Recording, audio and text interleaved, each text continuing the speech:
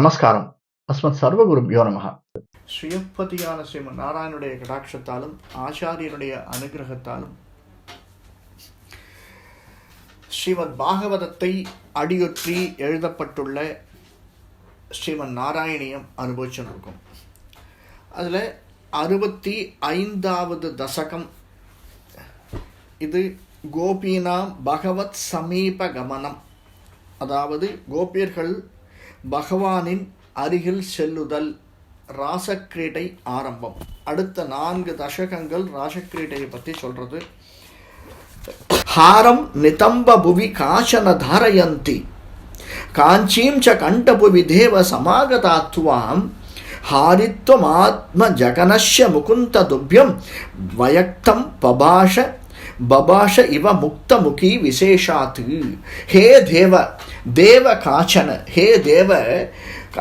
ஒரு நாள் என்னாச்சா, இவாளுக்கெல்லாம் இன்னும் விவரிச்சுட்டே போகிறார். இந்த சாதாரணமாக நம்ம பார்த்துருப்போம், ஒரு கல்யாணத்தில் இப்போல்லாம் நிறைய நடக்கிறது இல்லையா.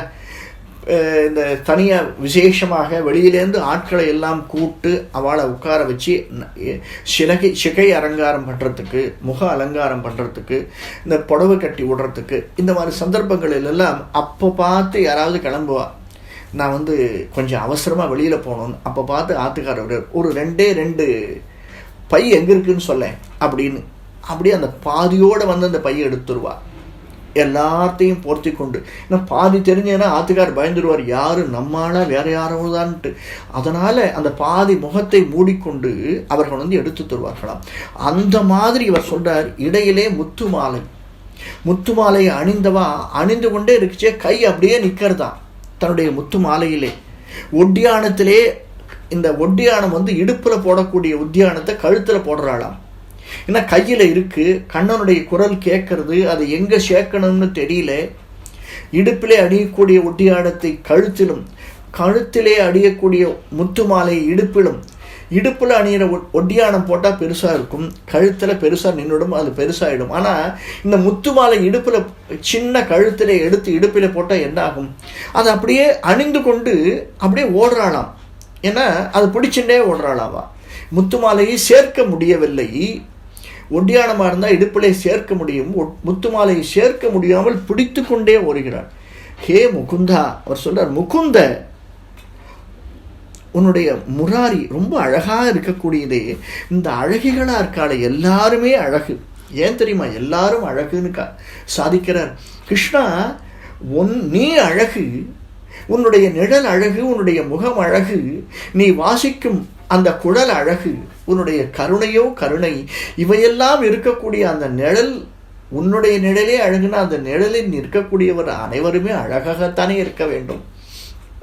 அப்படி எல்லாருமே தங்களிடம் ஸ்பஷ்டமாக ஓடி வருகிறார்களே அப்படின்னு சாதிக்கிறார். அடுத்த பாசுரம்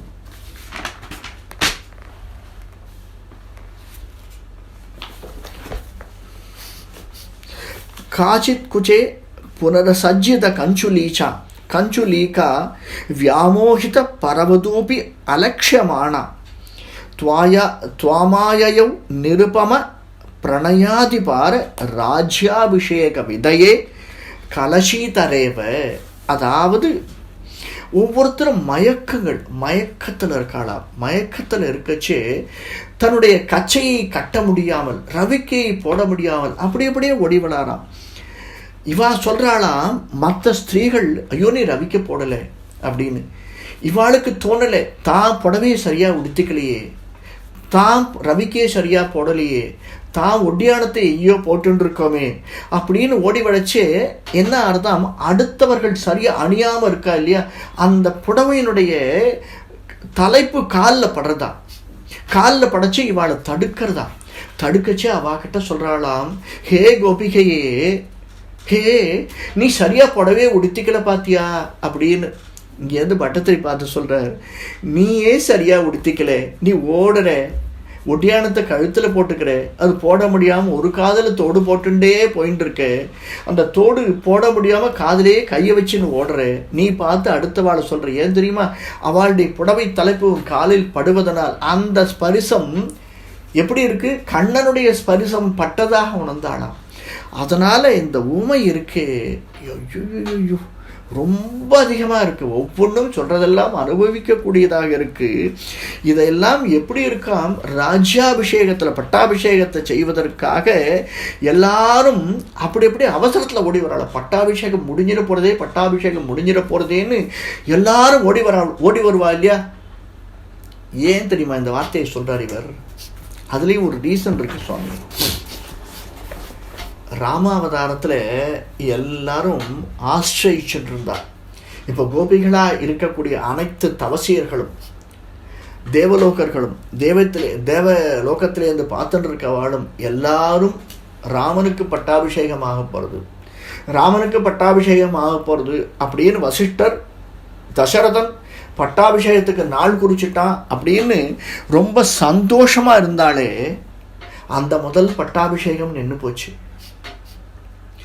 அடுத்தது பரதன் வரா கூப்பிடுறதுக்கு. எப்படி இருந்தாலும் ராவண சம்ஹாரம் எப்படி வேணாலும் ஆகலாம். இன்னும் 14 வருடம் கழிச்சு நேர விமானத்திலேயே போய் கூட ராவணன் சம்ஹாரம் பண்ணலாம்.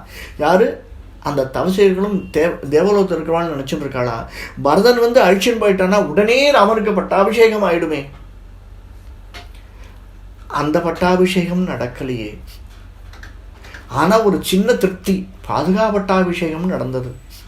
அடுத்தது 14 ஆண்கள் முடிஞ்சு பரதன் நான் தீயில குதிச்சிடுவேன்னு சொல்றானே, அந்த சந்தர்ப்பத்தை நழுவிடாமல் அதற்கு முன்னாடியே ராமன் வந்துடுவான் அப்படின்னு எதிர்பார்த்துட்டு இருக்கா. ஏன்னா இவன் தான் தீயில குடிக்கிறதுக்கு மட்டும் இல்லை சுவாமி, ராமன் வந்தான்னா பட்டாபிஷேகத்து கோலத்திலே அவனை வரவேற்கணும். முதலே நம்ம ராமாயணத்தில் பார்த்தோம், கம்பராமாயணத்தில் இவன் ராமனை அழைக்க போகும் போதே ரத கஜ துரக பதாதிகளோட போகிறான். அதனால தான் எல்லாரும் பயப்படுறான். ஏன்னா ராமன் திரும்பி வந்தான்னா ஒரு அரசனாக வரணும், மரபுரி தரித்து கொண்டு வரக்கூடாது, மணிமுடியோடு வர வேண்டும். அப்படி அனைத்து ராஜாவுக்கு மன்னனுக்கு வேண்டிய அனைத்தையும் எடுத்துட்டு போறானாம். அப்படிப்பட்டவன் இப்போ பட்டாபிஷேகத்துக்கு எல்லாத்தையும் ரெடி பண்ணிட்டான். ராமன் வருவானான்னு எதிர்பார்த்துன்றவன் வரலையேன்னு தீ மூட்டியிருக்கான். அந்த பட்டாபிஷேகமும் டிலே ஆறுது. அப்போ ராமன் வந்து பட்டாபிஷேகம் வந்திருந்தான்னா எப்படி ஓடி வருவா ஜனங்கள்? அந்த பட்டாபிஷேகத்தை பார்க்கறதுக்கு எப்படி ஓடி வருவாளோ, ஹே கிருஷ்ணா அந்த மாதிரி எல்லாத்தையும் விட்டுட்டு உன்னுடைய பட்டாபிஷேகத்தை பார்க்கறதுக்காக ஓடி வரா கிருஷ்ணான்னு சாதிக்கிறார். அந்த பிரேமி ராஜ்ய பட்டாபிஷேகத்திற்காக எல்லாரும் ஓடி வரா அப்படின்னு சாதிக்கிறார் பட்டத்ரி. அதைத்தான் பாகவதம் சொல்றது பாருங்க. சித்தம் சுகேன பவதா அபகிருத்தம் கிருஹேஷு யத் நிர்விஷதி யுத கராவ் அபி கிருஹ்ய கிருத்யே பாதவு பதம் ந சலதஸ்தவ பாதமூலாத் யாமஹ் கதம் விரஜமதோ கரவாம கிம்வா. கால் தரையில படாம ஓடி வரா. நம்ம சொல்லுவோம், ஏண்டா காலில் தரையில் பாவாமல் போறியடா அப்படின்னு சொல்கிறவங்க பெரியவா சொல்லுவா. அந்த மாதிரி அவள் ஓடுறது கால் தரையில் படலையா, அவ்வளவு வேகம் எடுத்துன்னு வராளாம். தங்களுடைய மனதையும் கைகளையும், அவர்களுடைய மனதை கைகளை கால்களை எல்லாவற்றையும் நீ திருடி விட்டாய் கிருஷ்ணா. அதனால என்ன ஆச்சு? ஒரு சில பேருக்கு ஓடி வரா, ஒரு சில பேர் கால் நகர மாட்டேங்கிறது கிருஷ்ணா. உன்னை தூரத்திலேருந்து பார்த்துட்டா அந்த சந்தோஷம், அதுக்கப்புறம் என்ன பண்ணுறதுன்னு தெரியல. அவளுக்கு கால் நகர மறுக்கின்றன, நகரவே மாட்டேங்கிறது. இன்னும் பக்கம் உன்னுடைய திருவடி தாமரையிலேருந்து அந்த நினைவை எங்களால் எடுக்க முடியல. கையும் தாமரை, உன்னுடைய அதரம் தாமரை, கண்கள் தாமரை, ஒரு தாமரையினுடைய சொரூபியாக இருக்க நீ. தாமரையினுடைய சொரூபின்னா தாமரைக்கு உகந்தவள் மகாலட்சுமி. மகாலட்சுமியை தன்னுடைய பரிபூர்ணமாக அணைத்து கொண்டிருப்பவன் மகாவிஷ்ணு. அதனால் அப்படி தாமரை சொரூபமாக இருக்கக்கூடியவன் அந்த அந்த அடிகளை, திருவடி தாமரையை நினைத்து எங்களால் திரும்பி நாங்கள் எப்படி பிருந்தாவனம் போவோம்? எங்களுக்கு எப்படி இந்த நிலைவிலிருந்து நாங்கள் விடுபடுவோம் அப்படின்னு எல்லாரும் மதிமயங்கி இருக்கான்னு பாகவதம் சாதிக்கிறது. இப்போ அடுத்த ஸ்லோகத்தை பார்க்கலாம். காச்சித் குதே காச்சித் கிருஹாத் கில நிரேதும் அபராந்தயஸ்தது துவாமேவ தேவ ஹிருதயே சுதிருடம் விபாவ்ய தேகம் விதூய பரச்சித் சுகரூபமேகம் துவாமாவிஷன் பரமிமா அனுதன்ய தன்யாக. அதாவது ஹே தேவ தேவ காச்சித்து, ஹே தேவா, சில கோபிகைகள் என்ன பண்றா, வீட்டிலேருந்து வெளியில வரவே முடியலையா தங்களால். ஏன்னா அவன் உன்னையே நினச்சிட்டு இருக்கா, காலை எடுத்து வைக்கணுமா வைக்கக்கூடாதானே அந்த ஸ்மரணையே இல்லையா அவளுக்கு. எப்படி இருக்கா பாருங்க. அப்படி தன்னை மறந்திருக்கா, காலை எடுத்து வச்சாதான் உன்னிடம் வர முடியுங்கிற ஸ்மரணை கூட அவளுக்கு இல்லை. அந்த சரீரமே உன்னோடு ஐக்கியமாயிடுத்து. எது? இவாளுடைய மனம் உன்னோடு ஐக்கியமாயிடுத்து. அந்த சரீரம் இருந்த இடத்திலிருந்தே உன்னோடு ஐக்கியமாயிருந்து நீ எப்படிப்பட்டவன், சச்சிதானந்த ரூபியாக இருக்கிறாய் அப்படிங்கிறார். பரச்சித்து சுகரூபம், சச்சிதானந்த ரூபமாக எல்லோரும் இருமையற்ற தங்களை ஏக்கம் துவாம் அவிஷன்னு. அதாவது இருமை அப்படின்னா என்ன?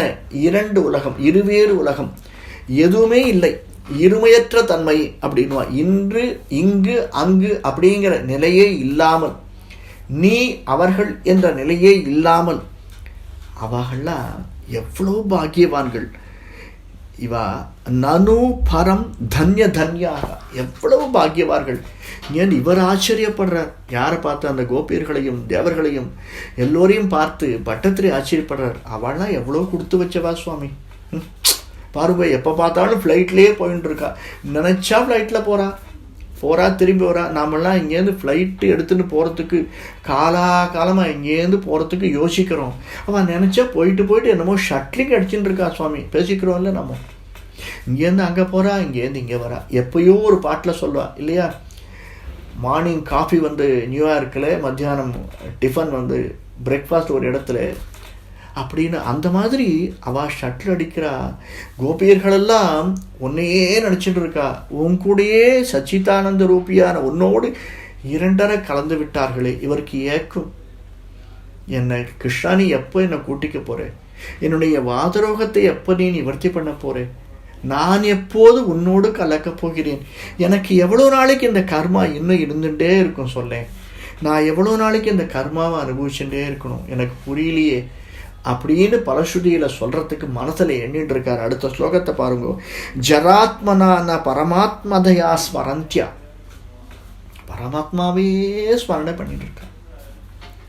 நார்யோகதா பரமஹம்ச கதிம் க்ஷணேன தம் துவாம் பிரகாஷ பரமாத் அதுனம் கதஞ்சித் சித்தே வகந்த அமிர்த மஷ்ணுவீய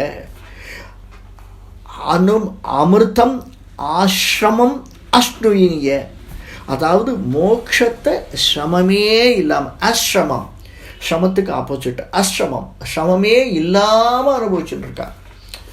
ஆஹா கிருஷ்ணா, உண்மையாகவே அவள் எவ்வளோ புண்ணியம் பண்ணிருக்கணும். ஒரு விஷயம் யோசிக்கணும், அவள் இந்த பிறவியில் உன்னை அடைவதற்கு, உன்னுடைய குரலை கேட்பதற்கு, உன்னை ரசிப்பதற்கு, அனுபவிப்பதற்கு, உன்னுடைய கருணையை எடுத்துக்கொள்வதற்கெல்லாம் புண்ணியம் பண்ணிருக்கான்னா எவ்வளோ பிறவிகள் அவள் உன்னையே நினச்சிட்டு இருக்கணும் கிருஷ்ணா. எவ்வளோ பிறவிகள் உன்னுடைய ஸ்மரணையாகவே இருந்திருக்கணும். இருந்திருந்தால் அவள் இந்த பிறவியில் சிரமமே இல்லாத உன் கூடையே ஓடி வராளே. நீ புல்லாங்குழல் எடுத்து வாயில் வச்ச உடனே இருக்கிறது அப்படியே போட்டபடி உங்ககிட்ட வராளே கிருஷ்ணா. கோபஸ்திரீகளை பரமாத்மா என்று எண்ணாமல் சோரநாயகர் என்ற, அதாவது தியானம் ஒரு நொடி பொழுது ஞானிகள் அடையும் தியானம். அந்த ஞானிகள் தவசிகர்கள் இருக்காள், எவ்வளோ நாளாக தவம் பண்ணிட்டு இருக்கா. ஆனால் அவளுக்கு மோட்சம் அப்படிங்கிறது எப்படி கிடைக்கிறது? ஒரு மொழியில் கிடைச்சிடுறது. உன்னுடைய பரமாத்ம ஸ்வரூபம் பிரத்யக்ஷமாக அவளுடைய எதிர நிற்கிறது கிருஷ்ணா. அவள் என்ன அனுபவிக்கிறான்னு எனக்கு தெரியல, ஆனால் நான் இங்கே ஒன்று அனுபவிச்சுன்னு இருக்கேன் கிருஷ்ணா. என்னால் உன்னை பார்க்க முடியுது. ஹே குருவாயூரப்பா, நீ பரிபூர்ணத்துவம் பெற்றவனாக எல்லோரையும் இந்த உலகத்தையே ஆட்டி படைத்து கொண்டிருக்கிறவன, வசீகரிக்கும் தன்மையுடையவனாக, குடலை எடுத்து ஊதிக்கொண்டிருப்பவனாக இருக்கிறாயே. உன்னை அப்படியே போட்டபடி அனைத்து கோபியரிடம் கோபர்களும் உன்னுடைய வசீகர தன்மையில் கவரப்பட்டு அந்த வீட்டை விட்டு எல்லோரும் கோகுலத்திலிருந்து வனத்திற்கு வந்திருக்காளே, யமுனா நதி கரைக்கு வந்திருக்காளே, ஹே கிருஷ்ணா, மோட்சத்தை சிரமமே இல்லாமல் அனுபவிக்கிறா கிருஷ்ணா. அந்த மோட்சம் எனக்கு எப்போ கிடைக்கும்? அப்ஜகதா அபிரபிதோ விரஜசுந்தரீபிகி முக்த ஸ்மிதார்த்த வதன கருணாவலோகி நிசீம காந்தி ஜலதி ஸ்வம வேக்ஷமானோ விஸ்வைக ஹிருதய ஹரமே பரமேஸ்வரோகான். அதாவது மனோகரமான உன்னுடைய புன்னகை, ஹே பரமேஸ்வரா, ஹே குருவாயூரப்பா, இதைத்தான் ஸ்ருங்கார ரச சர்வஸ்வம் சிகிபிஞ்ச விபூஷணம் முதல்ல பார்த்தோம். இந்த ஸ்ருங்கார ரசத்திலே கர்ணாமிரதத்தில் அப்படியே உன்னை எல்லாரும் ஈர்க்கிறாளே, அப்படிப்பட்ட திரிலோக சுந்தரனாக 3 லோகத்திலும் 7 லோகங்களிலும் திரியக்கூடியவனாக வசீகரிக்கும் தன்மையுடையவனாக இருக்கக்கூடிய ஹே பரமேஸ்வரா, தங்களுடைய பக்தியில் இருக்கு இல்லையா, அந்த பக்தின்னு ஒன்று இருக்கு. அந்த பக்தியில் வந்திருக்கக்கூடிய கோபிகைகள் மனோகரமான உன்னுடைய புன்னகை வேறு எதுக்குமே வரல கிருஷ்ணா. உன்னுடைய புன்னகை அப்படியே இந்த அதரத்தினுடைய ஓரத்தில் இருக்கக்கூடிய புன்னகை. இங்கேருந்து நம்ம தவம் இருந்து புக் பண்ணி 1 மாதம் முன்னாடி புக் பண்ணி 6 மாதம் முன்னாடி புக் பண்ணி பெருமாளை செவிக்கிறதுக்காக திருமலைக்கு போவோம். எல்லா நாளும் வியாழக்கிழமை இல்லை, பெருமாளை முழுவதும் செவிக்க முடியாது. அந்த கண்கள் முழுதுமாக திருமணால் அடைக்கப்பட்டிருக்கும். துளியோண்டு ஓரத்திலேருந்து அந்த கடாட்சம் நம்மளுக்கு கிடைக்கும். அந்த திருவடி தாமரையை பார்க்கறதுக்கு ஒரு க்ஷண நேரம் தான் கிடைக்கும். திருவடியை பார்க்கறதா அல்லது அவனுடைய அழகை பார்க்கறதா, அவனுடைய கண்களை பார்க்கறதா, முகத்தை பார்க்கறதா, எதை பார்க்கறதுன்னு தெரியாமல் அந்த ஒரு க்ஷணத்திலே அவனுடைய பார்வை அந்த ஒரு க்ஷணம் போருமே அப்படின்னு சந்தோஷப்பட்டு போகிறவ எவ்வளோ பேர் இங்கேருந்து. அந்த மாதிரி கிருஷ்ணா உன்னுடைய மனோகரமான அந்த ஒரு புன்னகை இருக்கே, அதை பார்த்து மயங்கி விழுந்துடுறா கிருஷ்ணா கோபிகள் எல்லாரும். உன்னுடைய கருணையே கருணை. அதுக்கு நான் என்ன சொல்லுவேன்? அப்படிப்பட்ட உன்னுடைய கருணை கூர்ந்த அழகாக இருக்கக்கூடிய உன்னுடைய கருணாமிர்தத்தை எனக்கும் கொஞ்சம் அதிகமாக வேண்டாம், எனக்கு கொஞ்சோண்டு தந்து நான் உன்னை தினம் பார்த்துட்டே இருக்கேன், தினம் சேவிச்சுட்டே இருக்கேன், தினந்தோறும் உன்னிடம் பிரார்த்திச்சுட்டே இருக்கேன் என்னுடைய இந்த வாதரோகம் போகணும்னு. என்ன மாதிரி பல பேர் கஷ்டப்பட்டு இருக்காங்கன்னா இந்த உலோகத்திலே 40 அபிதகா நாலாபுரம் பாரு, எல்லா இடத்துலையும் கஷ்டப்பட்டு இருக்கா. எல்லாரும் எதுக்கு கஷ்டப்படுறா? உன்னுடைய தரிசனம் கிடைக்கணும். கொஞ்ச நாளி உன்னுடைய தரிசனம் கிடைச்சா என்னுடைய வியாதியெல்லாம் போயிடும் அப்படின்னு எல்லாரும் கஷ்டப்பட்டு இருக்காங்கண்டா. மே ரோஹானு ஹரஹா, என்னுடைய வாதரோகத்தை நீ தான் நிவர்த்தி பண்ணணும். எங்களுடைய கிளேசங்களை எல்லாம் போக்கி எங்கள் அனைவருக்கும் நீ தான் உன்னுடைய கருண கடாட்சத்தை அளிக்கணும் அப்படின்னு பலஸ்ருதியில் முடிக்கிறார். இந்த தசகம் மட்டும் 9 ஸ்லோகங்களை கொண்ட தசகமாக இருக்குது. அடுத்தது இந்த ராசக்கிரீடை கண்டினியூ ஆகுது. தர்மோபதேசம், அந்த தர்மோபதேசத்தை வர்ணிக்கிறதாக அடுத்த தசகம் அமைஞ்சிருக்கு. அதை அடுத்த வாரம் பார்ப்போம்.